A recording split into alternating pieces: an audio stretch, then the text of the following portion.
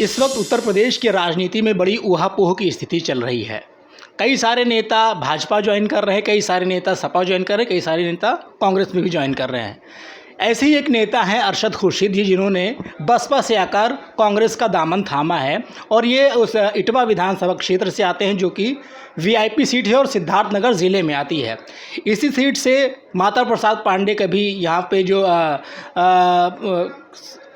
Speaker हुआ करते थे, माफ़ कीजिएगा, स्पीकर हुआ करते थे। इस समय सतीश द्विवेदी जो कि शिक्षा मंत्री है वहाँ से ये आते हैं। इनसे हम बात करेंगे कि आखिर ये कांग्रेस पार्टी में क्यों है। सर, सबसे पहले तो ये बताइए कि आपने कांग्रेस पार्टी ज्वाइन कैसे किया और क्यों किया आपने? देखिए, मैं बहुजन समाज पार्टी में 2004-06 से मैं जुड़ा हुआ था और आदरणीय बहन कुमारी मायावती जी ने 2017 में इटवा में कोई चुनाव लड़ने को तैयार नहीं था। माता प्रसाद पांडे जी स्पीकर थे और लगातार वो छठी मरतबा विधायक थे। मुझे बुलाया 1 साल पहले और मुझसे कहा कि तुम मेरे बहुत ही मेहनती कार्यकर्ता हो, मैं चाहती हूँ कि तुम वहाँ से असेंबली लड़ो।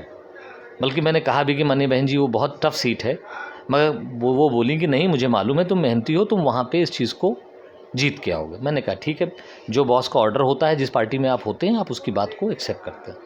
मैं वहाँ पे 13 महीने चुनाव लड़ा और कांग्रेस और सपा का अलायंस था। माता प्रसाद जी तीसरे पे पहुँचे, मैं दूसरे पे आया, 50,000 वोट मैं पाया और भारतीय जनता पार्टी की इस लहर में मैं 9,000 वोट से मात्र चुनाव हारा और मुझसे जो जीते आज इस समय उत्तर प्रदेश के शिक्षा मंत्री हैं। तो उसके बाद भी मैं बहुजन समाज पार्टी में 5 साल तक निरंतर पार्टी को मजबूत करने का काम करता रहा। मगर इधर तकरीबन 5-6 महीनों से जो वहाँ पे कोऑर्डिनेटर्स हैं बीएसपी में, वो कहीं ना कहीं जो है हमें लगता है जिस तरह से वो लोग जो है चीज़ों को घुमा रहे थे, ऐसे माइनॉरिटी के लोगों को जो जीतने के बाद उनके कहने पे भारतीय जनता पार्टी की मदद नहीं कर सकते थे, उस तरह के लोगों को ड्रॉप करने का काम बीएसपी कर रही है। एक तरफ जहां कांग्रेस में बड़े बड़े लीडर यहां से छोड़ करके बीजेपी में जा रहे हैं, छोड़ रहे हैं, एक साथ छोड़ रहे हैं, आप कांग्रेस ही ज्वाइन कर रहे हैं, तो ऐसी क्या बात रही? क्या देखिए, कांग्रेस के जो बड़े लीडर हैं वो अपने दम पे नहीं हैं, वो कांग्रेस पार्टी के दम पे, इंदिरा गांधी जी के दम पे, राजीव गांधी जी के दम पे, आदरणीय प्रियंका गांधी जी के दम पे, राहुल गांधी जी के दम पे होंगे। मगर हम लोग ज़मीनी लोग हैं, हम लोगों ने ज़मीन में अपना काम तैयार किया है। हम नीचे और ऊपर दोनों को तैयार करेंगे। जैसे हमने सोचा कि आदमी बीमार होता है तो सोचता है सबसे अच्छे डॉक्टर के पास जाए। कांग्रेस पार्टी निस्वार्थ किसी एक बिरादरी की, किसी एक जात की, किसी एक धर्म की पार्टी नहीं है, ये सर्व समाज की पार्टी है।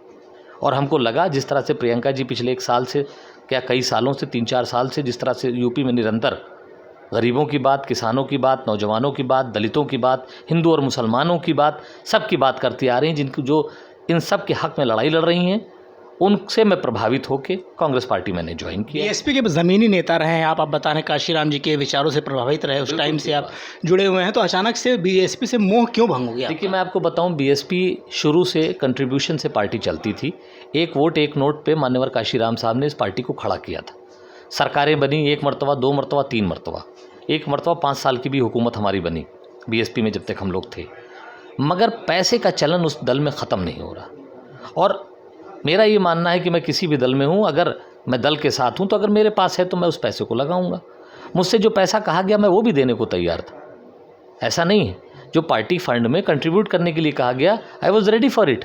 बट उनको कहीं ना कहीं ये लग रहा था कि अगर मुझे ये मेरे साथ लड़के विधायक हो जाएगा और भारतीय जनता पार्टी को अगर मदद करनी होगी तो ये आदमी मेरे साथ खड़ा नहीं होगा। इस तरह से मैं अकेला नहीं हूँ, कई मुस्लिम लीडरान हैं ऐसे पूर्वांचल में जो इस तरह की सोच रखते हैं कि हम कुछ भी कर सकते हैं मगर बीजेपी के साथ नहीं जा सकते। इस तरह के लोगों को उन्होंने टिकट नहीं दिया। क्या मान लीजिए बीएसपी बीजेपी की बी टीम है?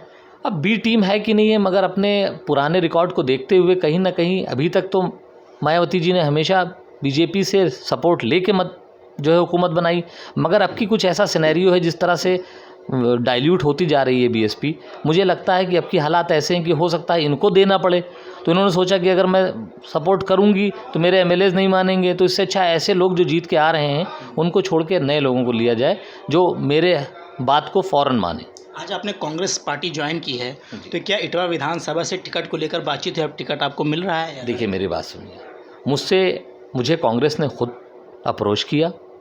हकीकत ये है, मैं इस बात का धन्यवाद आभारी हूँ कांग्रेस पार्टी का कि मुझे डायरेक्टली फ़ोन किया गया ऑल इंडिया कांग्रेस कमेटी के सेक्रेटरी ने फ़ोन किया, आए मेरे घर पे, मुझसे बात किए, बहुत मुझे सम्मान दिया। फिर मैंने कहा कि मैं प्रियंका जी से मिलना चाहता हूँ, उन्होंने मेरा टाइम फिक्स करवाया। Yesterday I went to Delhi, मेरी आदरणीय प्रियंका जी से मुलाकात हुई और उनसे मिलने के बाद मैं बहुत प्रभावित हुआ।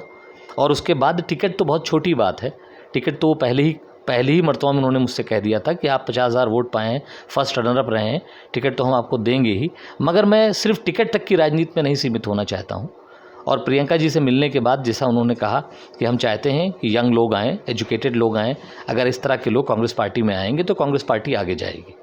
और उन्होंने मुझसे यही नहीं कहा कि आपको लड़ाना है या कुछ करना है, इवन ये तक कहा उन्होंने मुझसे कि मैं चाहती हूँ कि इस तरह के लोग यूपी में नहीं पूरे देश में कांग्रेस पार्टी के लिए काम करें।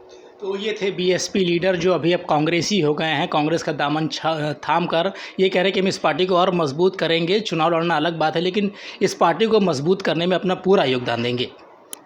वीडियो जर्नलिस्ट सुशील के साथ अतीक।